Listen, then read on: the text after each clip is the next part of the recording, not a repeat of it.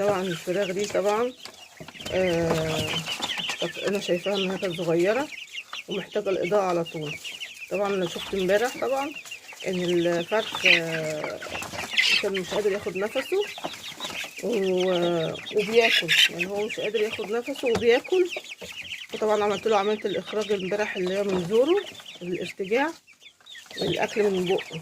بصوا دلوقتي برضه هو بص بياكل ازاي، كل شويه ياكل كل شويه ياكل. مفيش عندهم ايه ان هو مش جعانين، لا هو في حاجه اسمها على طول جعان جعان جعان بياكل.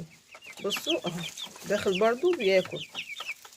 طب انا دلوقتي عملت ايه؟ المفروض ان انا اعمل لهم بعد كده من بدء النهارده ان شاء الله اعمل لهم فتره اظلام ان هو من بعد الساعه 8 لحد تاني يوم الصبح.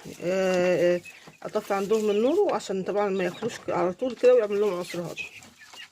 عشان دي كانت غلطتي، انا ما كنتش بتعمل كده، انا كنت بتعمل على طول من الساعه 6 لحد الساعه 8 الاضاءه شغاله، ومن بعد الساعه 8 لحد الصبح اطفي الاضاءه. عشان ايه؟